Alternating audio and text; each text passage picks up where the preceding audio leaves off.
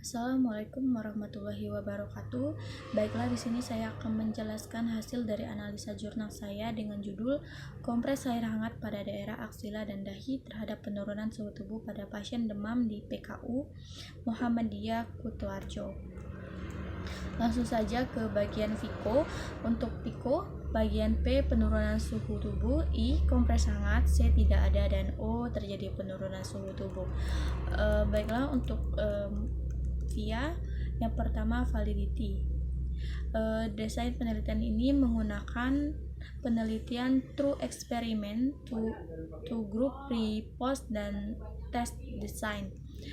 Populasi dan sampel populasi pada penelitian ini adalah seluruh pasien yang berada di ruang rawat inap KPIPMD PKU Muhammadiyah Kutoarjo, dan untuk sampel pasien yang mengalami peningkatan suhu tubuh dengan pada aksila kurang lebih 38 derajat Celcius yang berjumlah 40 pasien. Kemudian untuk importance, variabel dalam penelitian ini adalah pemberian kompres hangat pada daerah dahi atau daerah aksila. Variabel dependen pada penelitian ini adalah penurunan suhu tubuh pada pasien yang demam.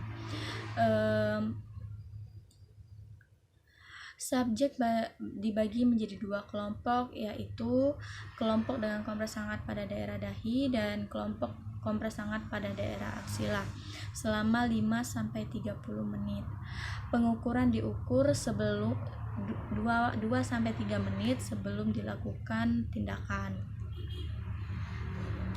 dengan menggunakan termometer aksila. Analisa data ini pada penelitian ini menggunakan UGT.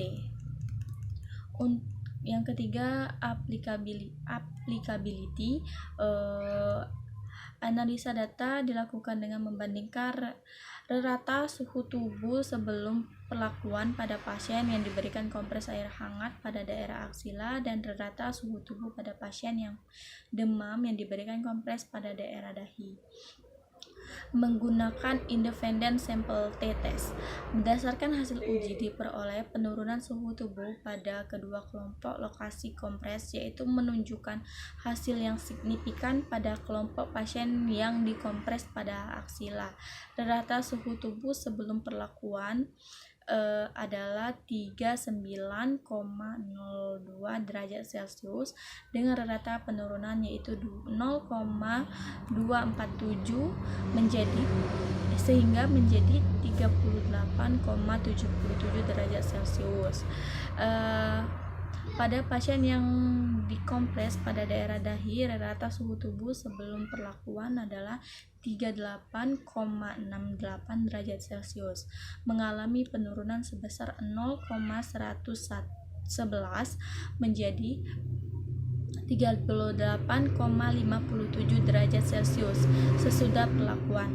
Berdasarkan perbandingan sebelum suhu tubuh pengompresan di daerah aksila dengan rata suhu tubuh sebesar 0,247 derajat Celcius menunjukkan penurunan suhu yang lebih besar dibandingkan penurunan suhu pada daerah dahi dengan rata penurunan suhu 0,111 derajat Celcius.